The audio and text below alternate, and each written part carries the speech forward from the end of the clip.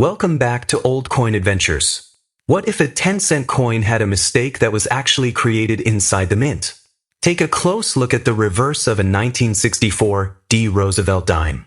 Because some examples carry a strange doubling that you won't find on an ordinary dime. And here's the part most people miss. The doubling isn't just random damage. It appears in specific parts of the design, and collectors know exactly where to look. In this video, we'll uncover what makes the 1964 D double die reverse different, how to recognize the real variety, and how much examples have actually brought at auction. And if you happen to have one, I'll also show you where collectors get these coins authenticated and sold. So before you spend that old dime, take a closer look. Before we examine the error, let's understand the coin itself. The 1964 D. Roosevelt dime was designed by American sculptor John R. Sinek, the same designer responsible for the Roosevelt dime's original design. The coin was struck at the Denver Mint, identified by the small d mint mark on the obverse. It measures approximately 17.9 millimeters across and weighs about 2.50 grams. But there's something especially interesting about this particular year. The 1964 Roosevelt dime was part of the final year of the regular U.S. silver dime era. This dime is made from 90% silver and 10% copper. Now turn the coin over, because this is where the real story begins. We're looking for the variety known as the double die reverse FS801. And the doubling isn't simply somewhere on the coin. Collectors specifically examine areas including 1 dime, United States of America, and parts of the leaves on the reverse. The known FS801 variety has documented doubling in these areas. Look closely at the lettering. You're not looking for a blurry edge, and you're not looking for damage. You're looking for distinct separation between parts of the design. That's important because machine doubling can sometimes make letters appear wider or slightly shifted. But a genuine double die is different.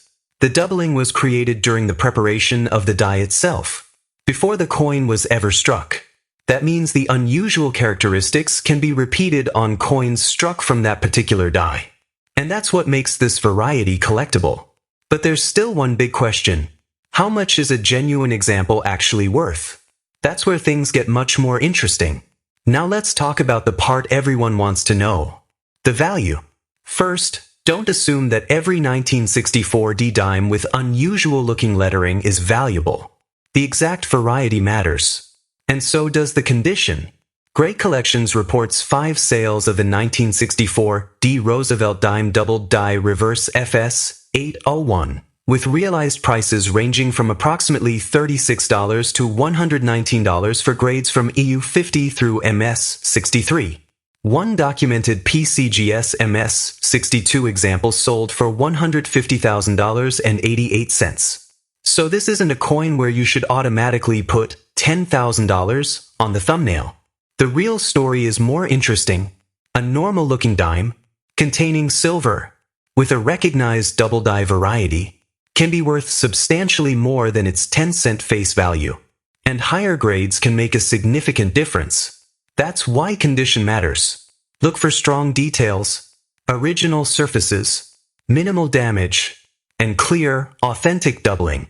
If you think you've found the FS801 variety, don't clean it, don't polish it, and don't try to make the doubling more visible. Keep the coin exactly as you found it. Then consider professional attribution and grading through services such as PCGS or NGC. Once the variety is confirmed, you can compare recent auction results and decide whether selling makes sense.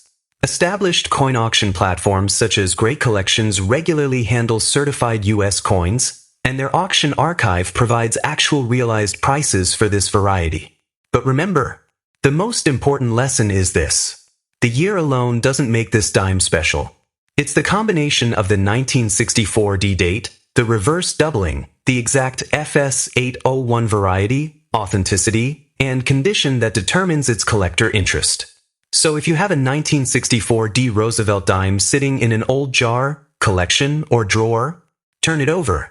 Look closely at 1 dime. Check United States of America, and examine the leaves. Because sometimes, the most interesting part of an old coin isn't what you see at first glance. It's the tiny detail you almost missed. If you enjoyed today's episode of Old Coin Adventures, subscribe, because next time we'll take another ordinary-looking American coin and find out what makes it anything but ordinary.